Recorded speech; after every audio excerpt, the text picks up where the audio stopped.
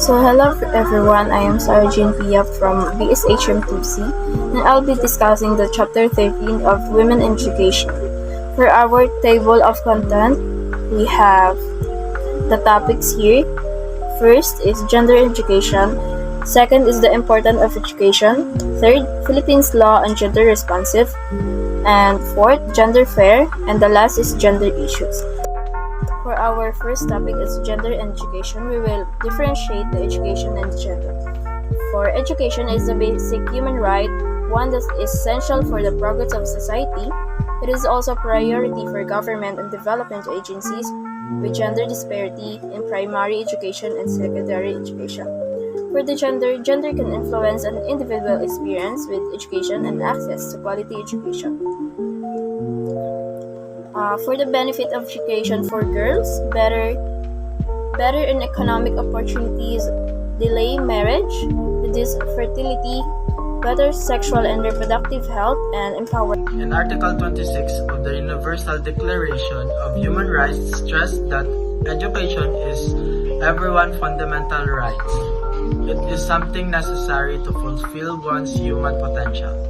Education is a non-negotiable right that must be free for all. The technical and professional education with higher education should be accessible and based on one's merit and skills. Education is also a powerful tool for socialization. Education policies must then reflect the values of the society one wishes to see. The importance of education, the Convention on the Elimination of All Forms of Discrimination Against Women, CEDAW, is considered the International Bill of Rights of Human Necessities, the elimination of discrimination against women. And for today I will discuss about the topic 3, the Philippines law on gender responsive and gender fair education.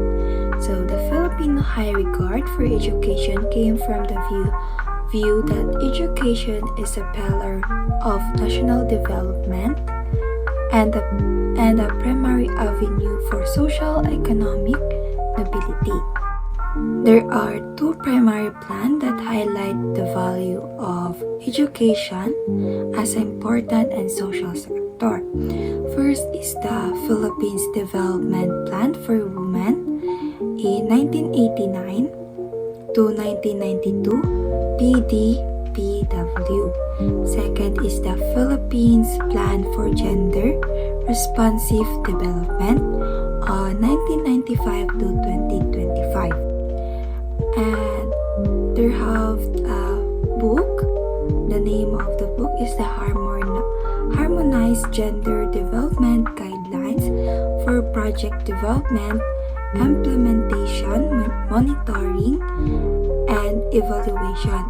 It published on 2010. Topic 4, the gender issue in education. First is the multiple burden of women as a factor. The Philippines women face challenge in balancing multiple rules including motherhood, marginalized work, and education.